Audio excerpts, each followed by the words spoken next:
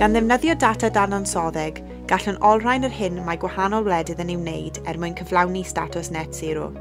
Beth yw eu cynlluniadau a beth yw eu targed ar gyfer cyrraedd y targed hwnnw.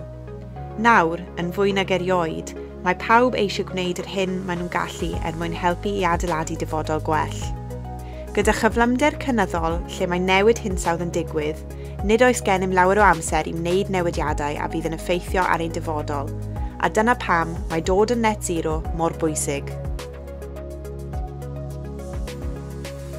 Mae'r Internet of Things yn rhyngrwyd sy'n cysylltu dyfeisiau sy'n ddefnyddio rhyngrwyd dros ofod seibr gan ddefnyddio synwyryddion wedi'u mewnwsod. Mae'r Internet of Things yn casglu data a gwybodaeth yn seiliedig ar weithgaredde'r synwyryddion hynny dros ofod seibr. Enghraifft, gall synwyryddion smart grids fesur tymheredd y llinell bwer ac amodau tywydd i gyfrifo'r capacity cario. Mae hyn yn galluogi cwmnïau cyfleusterau i gynyddu llif pwer o'r llinellau trawsyrru presennol a gwella effeithlonrwydd ynni. Mae hyn yn enwedig o bwysig pryd mae rheoli llawer o fewnbynnau grid o ffynonellau ynni adnewyddadwy amrywiol gyda chylchoedd cynhyrchu afreolaidd neu ysbeidiol. Gall synwyryddion sy'n gysylltiedig ar Internet of Things gyfarthrebu trwy ystod o rwydweithiau di-wifr gan gynnwys Wi-Fi, Bluetooth a Zigbee ar bellteroedd byr.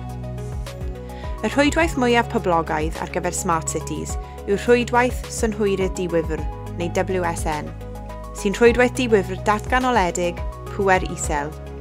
Prif gyfyngiad y rhwydwaith hwn yw ei fod yn agored i ymosodiadau seibr, sy'n targedu preifatrwydd, rheolaeth ac argaeledd. Mae hwn yn faes enfawr i'w ddatblygu, gyda 3.5 miliwn o swyddi gwag yn cael eu rhagweld yn maes seibr ddiogelwch erbyn 2025.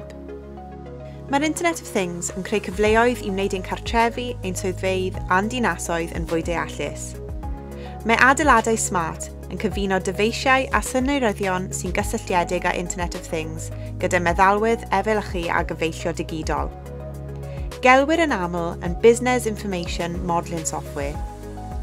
Mae meddalwedd BIM yn galluogi sefydliadau i reoli eu systemau goleuo a gresogi mewn parthau, gan osod patrymau tymhorol a dyddiol ac ymateb ar unwaith i newidiadau yn yr amgylchedd.